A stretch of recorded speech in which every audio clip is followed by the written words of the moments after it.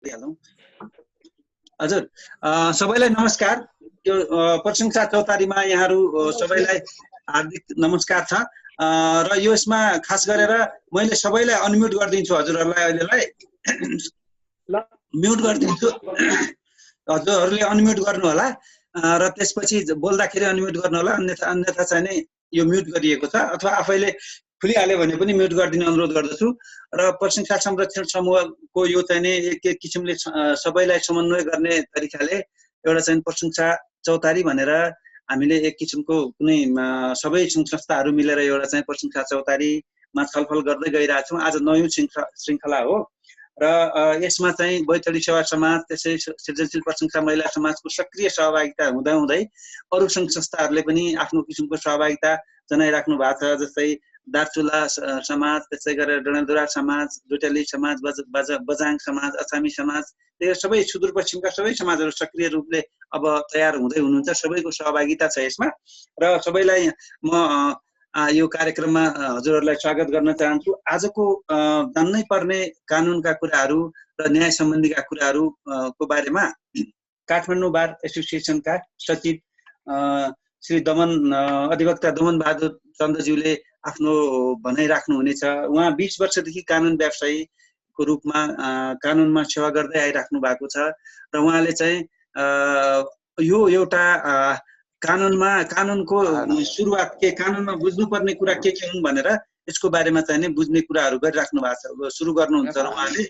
हजुर, त्यसपछि यसमा आगामी दिनहरूमा पनि हामीले यसलाई विभिन्न विधाहरू छन् कानुनमा पनि, त्यसको तिनीहरूलाई पनि फेरि हामी चरणबद्ध रूपले आवश्यकता भएपछि विभिन्न हाम्रा स्रोत व्यक्तिहरू हुनुहुन्छ, वरिष्ठ अधिवक्ताहरू पनि हुनुहुन्छ, उहाँहरू सबैले यसमा चाहिँ नि सबैको सहयोगबाट यो अगाडि बढ्नेछौँ र यहाँहरूको सहभागितालाई को लागि यहाँले समय दिनुभयो। यो समय दिनुभएकोमा म हार्दिक स्वागत गर्दै आदरणीय अधिवक्ता दमन बहादुर चन्दज्यूलाई म आजको सेसन अगाडि बढाउनु अनुरोध गर्दछु। अनम्युट गर्नु सर। ल, धन्यवाद। धन्यवाद अम्मा सर। सबैलाई नमस्ते। म अधिवक्ता दमन बहादुर अम्मा सरले चाहिँ परिचय दिइसक्नु भएको छ, म त्यतापट्टि धेरै लाग्दैन। आज हामीले यो कानुन सम्बन्धमा जान्नै पर्ने कुराहरू, प्रत्येक नागरिकले चाहिँ कानुनको बारेमा जानकारी राख्नै नै पर्ने हुन्छ र त्यो भावनाले हामीले चाहिँ प्रशंसा जुन यो सुकन्या एउटा समूह बनाएको छ, यसमार्फत चाहिँ आज एउटा छलफल सुरुवात गर्ने र पछि बिस्तारै यसमा सबै सुदूरपश्चिमका अग्रज दाजुहरू र अन्य कानुन व्यवसायमा लागेका साथीहरूलाई पनि यसमा सहभागी गराएर हामीले क्रमशः विभिन्न कानुनको धेरै ठुलो भेग छ, विभिन्न विधामा चाहिँ निरन्तर चाहिँ छलफलको कार्य अगाडि बढाउने भन्ने कुरा मैले अम्बा सरबाट चाहिँ जानकारी पाएको छु र त्यसै बमोजिम हामी सबैजना अगाडि बढ्नुपर्ने छ। आज म केवल यहाँहरूलाई कानुनका केही आधारभूत कुराहरूको बारेमा चाहिँ जानकारी गराउन गइरहेको छु। नेपालमा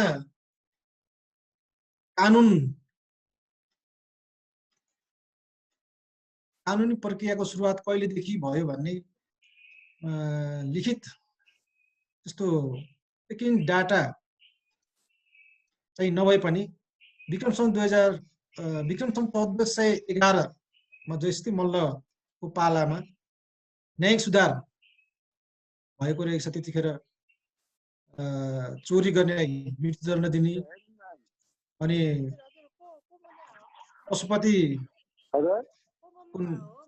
पशुपतिनाथको मन्दिरमा पनि भण्डारीहरूलाई चाहिँ मृत्युको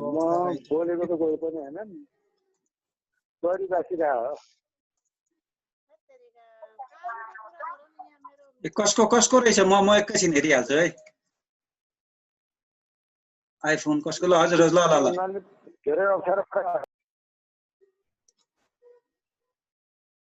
ल ल भागरथी भइसक्यो हजुर। ल ल ल प्लिज अगाडि बढाउनु।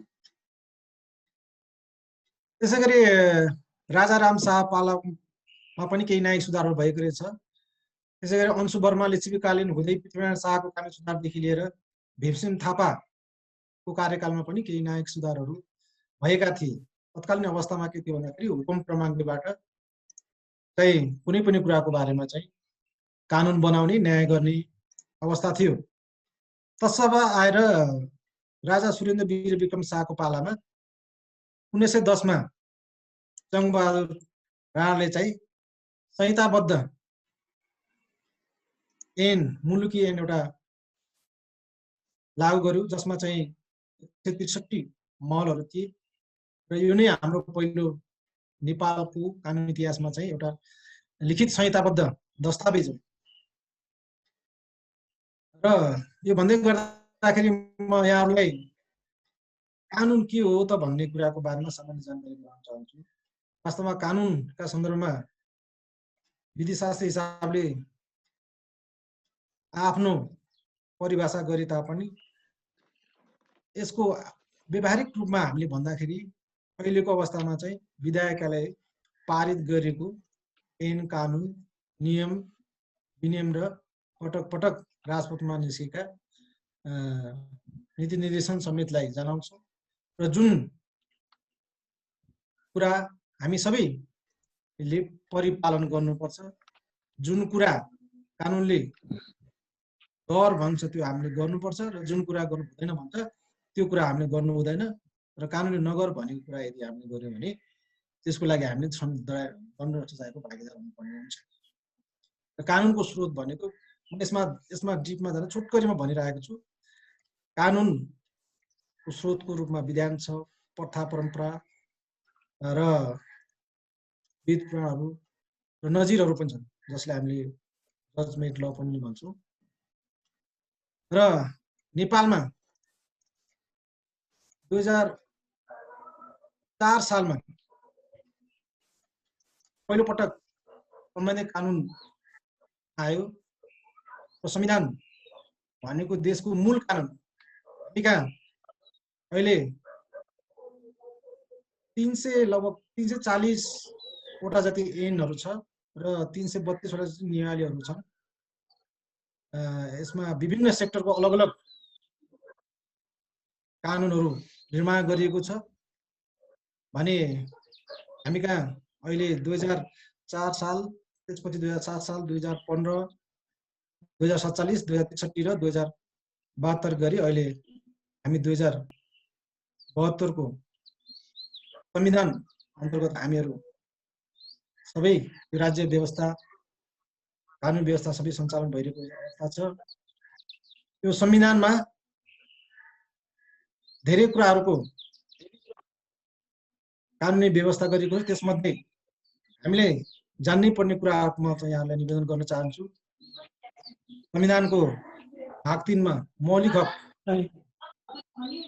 र कर्तव्यको बारेमा व्यवस्था गरिएको छ।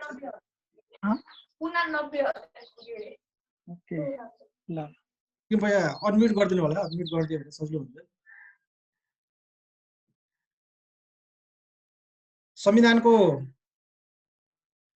भाग 3 मा नागरिकको मौलिक हक र कर्तव्य सम्बन्धी व्यवस्था गरिएको छ, धारा 16 देखि 48 सम्म, जसलाई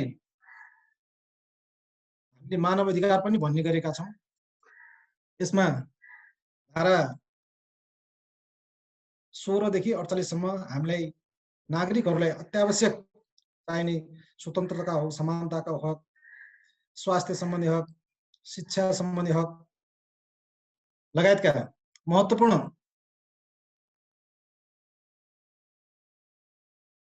मौलिक हकको व्यवस्था गरिएको छ। र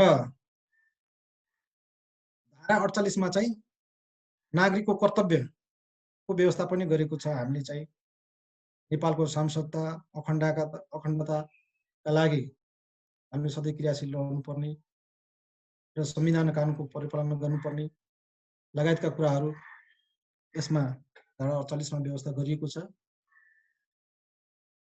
र भनिन्छ कानुनको अनभिज्ञता सम्य हुँदैन। कानुन हामीले जुनसुकै सेक्टरको होस्, चाहे त्यो पारिवारिक कानुन होस्, चाहे त्यो फौजदारी कानुन होस्, जुनसुकै कानुनको बारेमा पनि हामीले चाहिँ जानकारी राख्नै पर्छ। हामीले कुनै कसुर गर्यो भने मलाई यो कानुनको बारेमा थाहा थिएन, मलाई जानकारी थिएन, मलाई चाहिँ उन्मुक्ति पाउनुपर्छ भनेर हामीले भन्न पाउँदैन। त्यसैले कानुनको जानकारी हामीले हुनुपर्छ र कानुनको एउटा सिद्धान्त छ कि कानुनको अनभिज्ञता क्षम्य हुँदैन। मैले कुन अर्थमा यो कुरा यहाँलाई निवेदन गरिरहेको छु भन्दाखेरि मैले जुन 1910 को जुन मुलुकी ऐन हामीले नेपाली जनताले जुन पाएको थियो त्यो 12औं पटकसम्म संशोधन भएर तत्पश्चात त्यो मुलुकी ऐनलाई दुईटा भागमा फौजदारी कार्यविधि संहिता र देवानी कार्यविधि संहिता गरेर दुईटा कानुनको तर्जुमा गरियो र यो कानुन फौजदारी कार्यविधि संहिता र देवानी संहिता 2074-6-30 मा प्रमाणीकरण भएर 2075 भाद्र 1 गतेदेखि लागू भएको छ। यसमा दुईटा जुन यो मुलुकी देवानी संहिता र फौजदारी कानुनी संहिता जुन छ यसमा चाहिँ हाम्रो सिभिल ल र क्रिमिनल ल, सिभिल लको बारेमा चाहिँ हाम्रो देवानी संहितामा र क्रिमिनल लको बारेमा चाहिँ फौजदारी संहितामा चाहिँ व्यवस्था गरेको अवस्था छ। यसमा अब धेरै महलहरू छन्।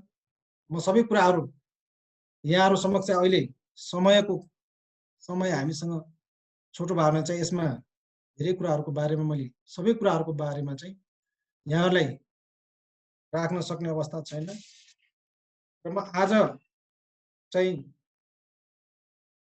यहाँहरू समक्ष मान्छेको जुन जीवनको सुरुवातमा बिहाबाट जुन सुरु हुन्छ, बिहा सम्बन्धी हाम्रो देवानी संहिताले बिहा सम्बन्धी गरेको व्यवस्थाका सन्दर्भमा म यहाँहरूलाई यही कुरा राख्न अनुमति चाहन्छु। र देवानी कार्य संहिता को दफा 67 मा यदि कुनै पनि लोग्ने मान्छे अथवा स्वास्नी मान्छेले एक अर्कालाई पति पत्नीको रूपमा स्वीकार गर्न मन्जुर भए पश्चात धार्मिक परम्परा अनुसार अथवा दुटैको सहमतिमा कानुनी प्रक्रिया अनुसार विवाह पति पत्नीको रूपमा चाहिँ विवाह गर्न सकिने भन्ने व्यवस्था गरेको छ। र यसमा जुनसुकै नेपाली नागरिकले 20 वर्ष उमेर पुरा भए पश्चात जुनसुकै पनि नेपाली नागरिकले विदेशी अथवा नेपालीसँग पनि विवाह गर्न सक्ने हाम्रो चाहिँ अहिलेको कानुन प्रावधान छ। र यसमा दफा 70 मा चाहिँ हार्नतामा नपर्ने र 20 वर्ष उमेर पुरा भएको जुनसुकै नेपाली नागरिक पुरुष अथवा महिलाले एकअर्कासँग विवाह गर्न सक्ने व्यवस्था गरेको छ। र त्यसै गरी दफा 71 मा विवाह गर्न नहुने कुन अवस्थामा चाहिँ विवाह गर्न नहुने भन्ने व्यवस्था गरेको छ। यो दफा बमोजिम हामी मध्ये कसैसँग बिहा गर्न चाहेको अवस्थामा यदि कुनै मान्छे दीर्घ रोगी छ, निको नहुने रोग लागेको अवस्था छ, सुन्न नसक्ने छ, अपाङ्ग छ अथवा होस ठेगानामा नरहेको व्यक्ति छ, विवाह भइसकेको व्यक्ति छ, अनि कुनै गर्भवती महिला छ अथवा कुनै फौजदारी अभियोगमा सजाय पाएको व्यक्ति छ भने त्यस्तो व्यक्तिले चाहिँ विवाह गर्नु हुँदैन, एकअर्कासँग विवाह गर्नु हुँदैन भन्ने व्यवस्था गरेको छ। र दफा 72 मा चाहिँ विवाह बदर गर्न सकिने, यदि कुनै लोग्ने सास्नी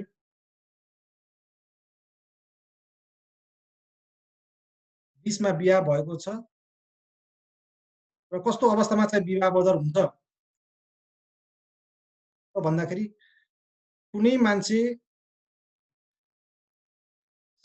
लोग्ने मान्छे अथवा स्वास्नी मान्छे हाडनाताकरणीको सम्बन्ध, नाता सम्बन्ध पर्दछ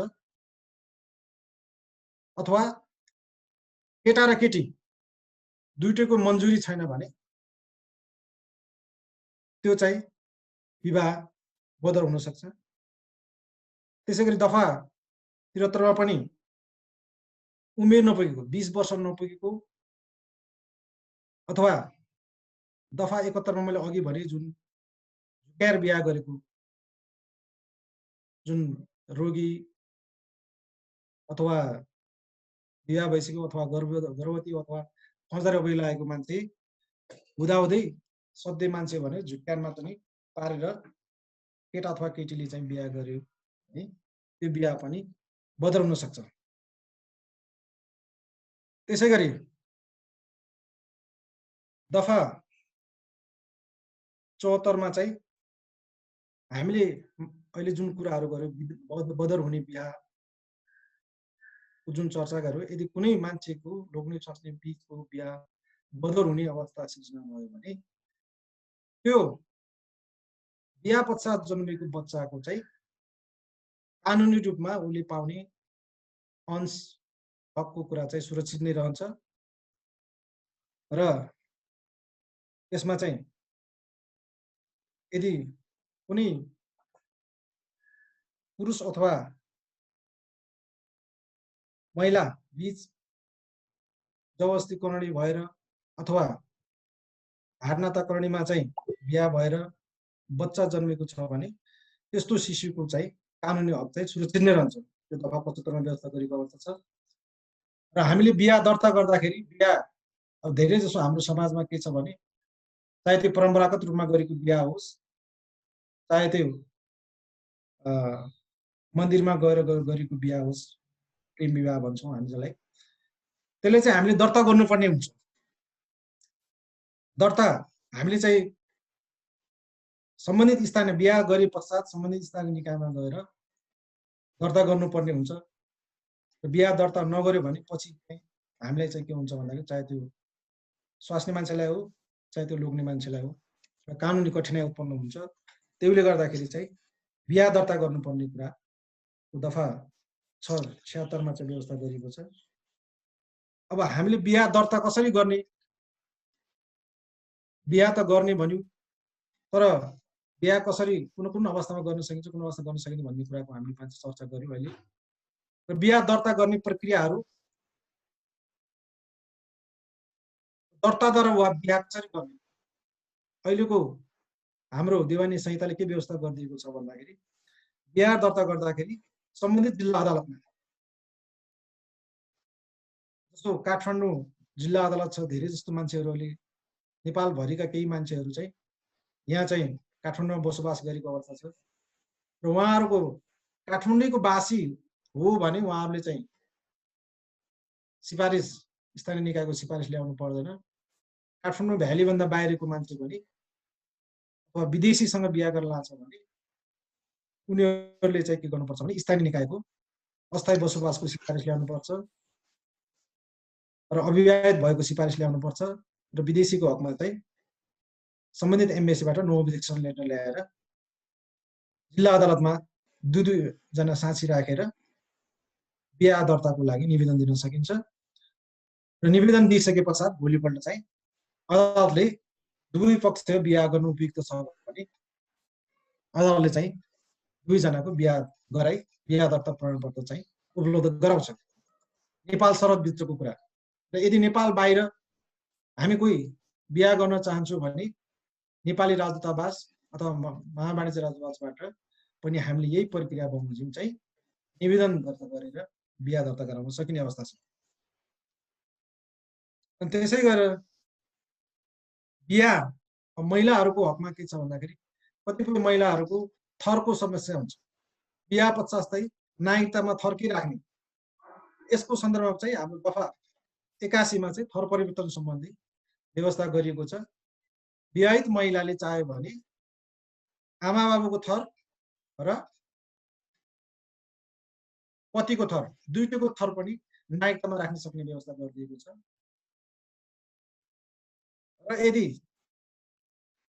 लोग्ने स्वास्नी बीच सम्बन्ध विच्छेद हुन गयो भने पुनः चाहिँ त्यो स्वास्नी मान्छेले त्यो डिभोर्स स्वास्नी मान्छेले चाहिँ आफ्नो थर चाहिँ पुरानै राख्न चाह्यो भने, आमा बुवाकै थर राख्न चाह्यो भने पुनः चाहिँ आफ्नो थर चाहिँ उसले राख्न पाउने कानुनी व्यवस्था भएको छ। त्यसै गरी दफा 83 मा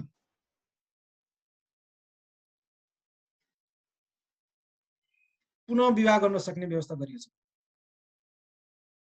दफा 82 मा चाहिँ हामीले चाहिँ दफा 82 मा चाहिँ विवाहको अन्त कसरी हुन्छ भन्ने कुराको बारेमा म यहाँलाई निवेदन गर्न चाहन्छु। विवाहको अन्त पहिला एउटा मैले माथि अघि नै भने विवाह बदर भयो भने, विवाह बदर गरिने अवस्थाको चाहिँ विवाह भएको छ भने त्यो अवस्थामा विवाहको अन्त हुन्छ। र हामीले कानुनी रूपमा सम्बन्ध विच्छेद गर्यो भने पनि विवाह अन्त भएको हुन्छ। र चाहिँ पत्नीले चाहिँ अर्को विवाह, पत्नीले चाहिँ पहिलेको लोग्नेलाई छोडेर अर्को विवाह गर्यो भने त्यो अवस्थालाई पनि हामीले के भन्छौँ भने विवाहको अन्त भएको ठहरिन्छ, कानुन हुन्छ। र त्यो अवस्थामा यी अवस्थामा हामीले पुनः विवाह गर्न सक्छौँ कि सक्दैनौँ भन्दाखेरि हामीले हाम्रो स्वास्नी कुनै पनि लोग्ने मान्छेको स्वास्नी मान्छेको मृत्यु भयो अथवा उसले चाहिँ सम्बन्ध विच्छेद गरेर छुट्टिएर गयो अथवा अंश लिएर भिन्न भई बस्यो भने पनि त्यो अवस्थामा पनि पुनः विवाह गर्न सकिन्छ। र मैले यो यहाँहरु समक्ष जुन यो विवाह सम्बन्धी जुन कुराहरु राखे र यो कुराहरुको बारेमा यहाँहरु जस्तो हामी कसैलाई हाम्रो दाम्पत्य जीवन का बीचमा कुनै सम्बन्ध विच्छेद गर्नुपर्ने अवस्था अथवा विवाह बदर गर्नुपर्ने अवस्था आइपर्यो, हामीले कानुनी उपचार गर्नु पर्यो भने यसको लागि चाहिँ हामीलाई अप्ठ्यारो परेको मितिले चाहिँ 3 महिना भित्र चाहिँ हामीले चाहिँ सम्बन्धित निकायमा चाहिँ उजुरी गर्नुपर्ने अवस्था हो। सुनिराख्यो सर? सुनिएछ सुनिएन भन्ने कुरा हो। अरूको सुनिएछ, उहाँ व्यक्तिगत कसैको अलग अलग होला, यहाँ सुनिराखेको छ सर। हजुर हजुर हजुर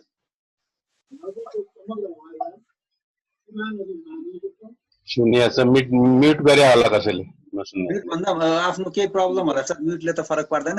हुन्छ प्लिज प्रोसिड, अगाडि बढाउँदै हुन्छ कुन्नी सुरु गरे बन्द हुन्छ ल, बीचमा त्यहीको समस्या हो त्यो।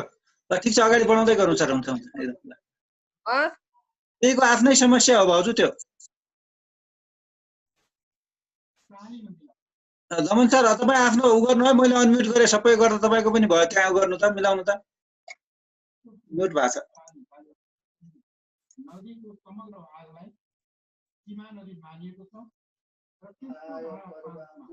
फेरि सुरु गरौँ है, मैले गरिदिइहाल्यो। गर्नु सर, अगाडि बढौँ दमन सर। अनि त्यसै गरी अब यो चाहिँ भयो हाम्रो चाहिँ बिहाबारी सम्बन्धमा अहिलेको हाम्रो देवानी संहितामा भएको चाहिँ कानुनी व्यवस्था। अब यसको सँगसँगै अब हामीले बिहाको जुन कानुनी प्रोभिजन भनिसक्यौँ, यसमा चाहिँ के छ भन्दाखेरि अब सम्बन्ध विच्छेदको पाठ हो आउँछ र यसलाई पनि हामीले आज छलफलको विषयमा राखेका छौँ र कुनै लोग्ने मान्छे र स्वास्नी मान्छे बीच आपसी सहमतिले यदि दुवै चाहेन सम्बन्ध एकअर्काको लागि लोग्ने स्वास्नीको रूपमा स्वीकार गरी बस्न चाहँदैनन् भने दुवैको सहमतिले चाहिँ सम्बन्ध विच्छेद गर्न सकिन्छ भनेर देवानी संहिताको दफा 93 मा यो व्यवस्था गरिएको छ। यदि दुवैजनाको इच्छा छ हामी एकअर्कासँग पति पत्नीको रूपमा जीवनयापन गर्न सक्दैनौँ भने हामीले चाहिँ के छ भन्दाखेरि सम्बन्ध विच्छेद गर्न राजी छौँ भनेर सम्बन्धित निकायमा भनौँ न अदालतमा निवेदन दिएको खण्डमा चाहिँ सम्बन्ध विच्छेद हुन्छ र सम्बन्ध विच्छेदमा सन्दर्भमा पनि धेरै कुराहरू छन्।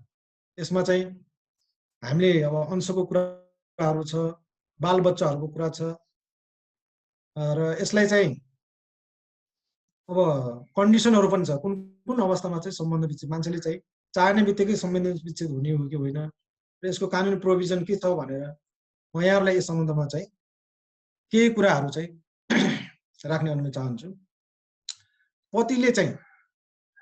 पतिले सम्बन्ध विच्छेद गर्दाखेरि चाहिँ कुन कुन आधार र कारणबाट चाहिँ सम्बन्ध विच्छेद गर्न सक्छ त भन्दाखेरि दफा 94 मा के व्यवस्था गरेको छ भने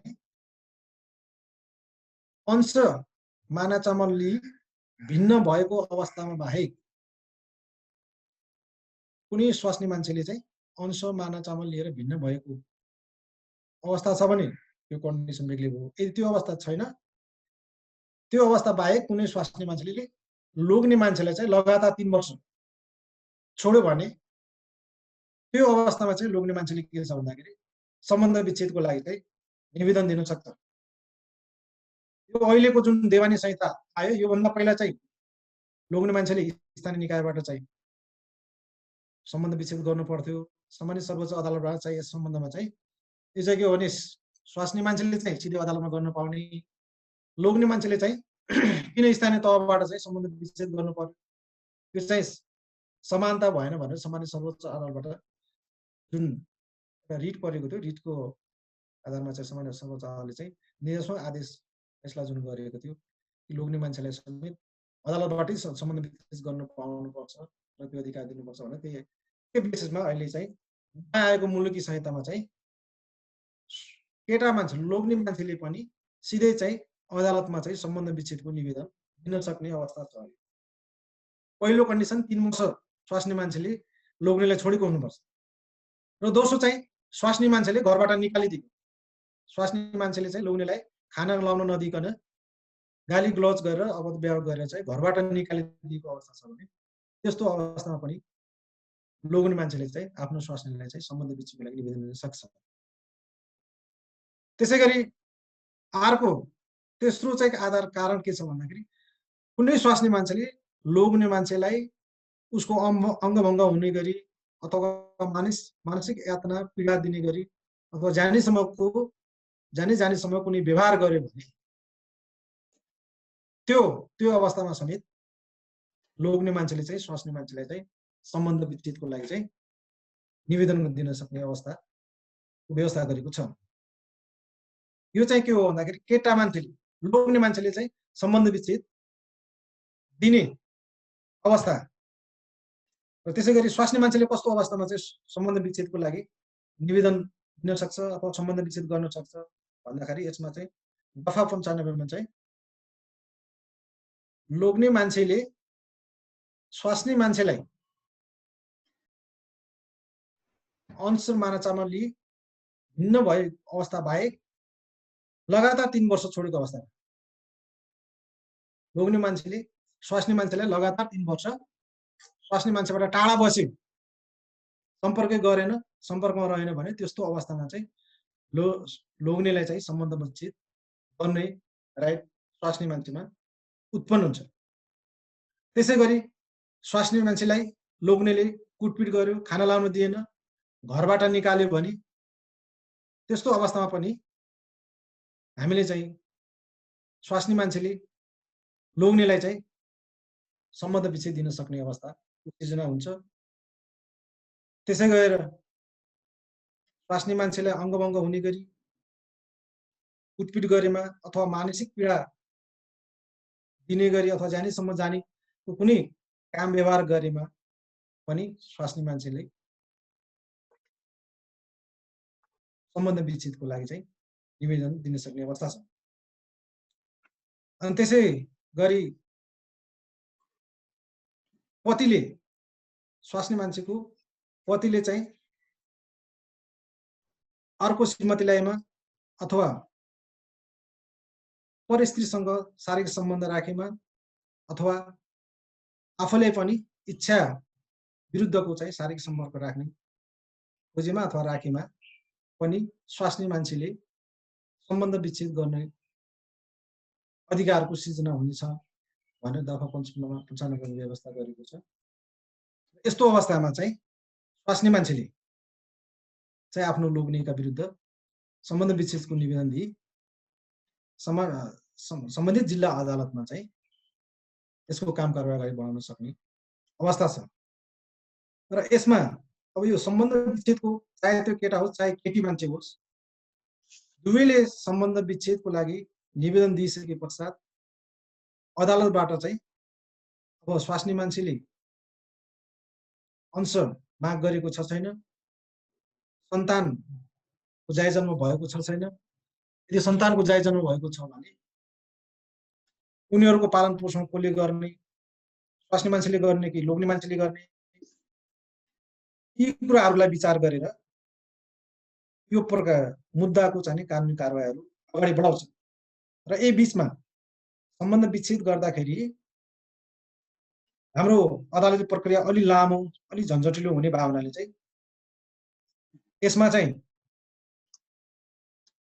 अब स्वास्नी मान्छेको कुनै आयस्ता छैन, जागिर छैन, खाना लाउनलाई समस्या छ भने दफा 101 बमोजिम स्वास्नी मान्छेलाई लोग्नेबाट केही खाना लाउनको लागि चाहिँ केही रकम भराउनको लागि चाहिँ आदेश गर्न सकिने व्यवस्था गरिएको छ। यसमा हामीले जुन यो अघि अंश र माना चमलको कुरा गर्यौं र छोराछोरी सन्तानको कुरा गर्यौं, यसमा चाहिँ अदालतबाट दुई पक्षको चाहिँ नाममा के कति सम्पत्ति छ, घर जग्गा जमिन, सवारी साधन, शेयर, डिभेन्चर, ऋणी धन के छ, सबै दुवै तर्फबाट चाहिँ अदालतलाई चाहिँ सम्पत्तिको फाँटवारी माग्छ। अनि त्यसै गरेर सन्तान कतिजना छन्, छोराछोरीलाई कसले पाल्ने हो हैन, यसमा दुवै पक्षको वादी र प्रतिवादीको के